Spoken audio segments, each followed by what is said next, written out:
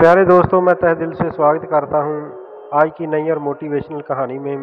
आज की कहानी छोटी सी कहानी है, लेकिन जीवन की बहुत बड़ी सीख देने वाली है। पुराने समय की बात है कि लोहा और सोना पुराने मित्र थे। वो दोनों आपस में बहुत बातचीत करते थे और एक दूसरे का दुख और सुख दोनों एक दूसरे को सुनाते थे। एक दिन की बात है कि सोना लोहे से कहने लगा कि मित्र, मैं आपसे एक बात पूछना चाहता हूँ। अगर आपको इतराज़ ना हो तो आप मुझे इस बात का उत्तर दो। तो लोहा कहने लगा कि पूछो मेरे दोस्त, तुम तो मेरे प्रिय दोस्त हो, इसलिए तुम्हारा मैं गुस्सा कैसे कर सकता हूँ। तो सोना कहने लगा कि मेरे दोस्त, आप जानते हो कि मैं भी आग में जलकर पानी बनकर गहने की शक्ल लेता हूँ और आपको भी आग में जलाकर पानी की तरह बनाकर आपके लोहे के पुर्जे बनाए जाते हैं और आपको भी हथौड़ी से पीटकर आकार दिया जाता है और मुझे भी।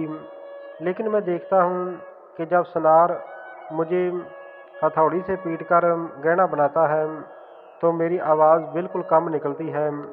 लेकिन जब दुकानदार तुम्हें हथौड़े से पीटकर कोई औजार बनाता है तो तुम्हारी बहुत तेज़ आवाज़ आती है। ऐसा क्यों? मेरी आवाज़ क्यों कम आती है और तुम्हारी इतनी ज़्यादा क्यों? तो लोहे ने हंसकर जवाब दिया कि मेरे मित्र, इसमें एक बहुत गूढ़ रहस्य है जो मैं अभी आपको बताता हूँ। देखो कि जब तुम पर हथौड़ी की चोट पड़ती है तो उसमें लोहे की हथौड़ी होती है, वो सोने की हथौड़ी नहीं होती। जब मेरे ऊपर हथौड़ी की चोट पड़ती है तो वो हथौड़ा लोहे का होता है।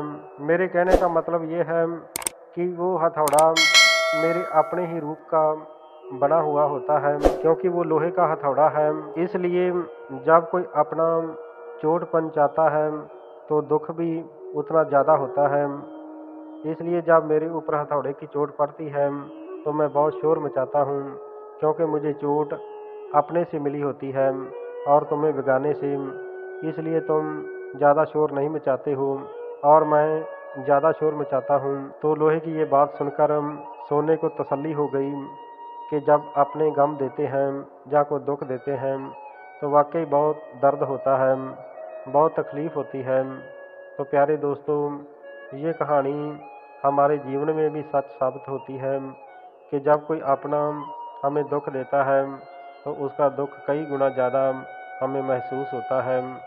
पराये का या दुश्मन का उतना दुख नहीं होता जितना कि अपनों का दुख होता है। तो प्यारे दोस्तों, उम्मीद करता हूँ कि ये कहानी आपको ज़रूर पसंद आई होगी। अगर ये कहानी आपको पसंद आई हो तो कृपया मेरे चैनल को सब्सक्राइब जरूर कर लेना। आप सभी का बहुत बहुत धन्यवाद। वंदे मातरम। जय भारत।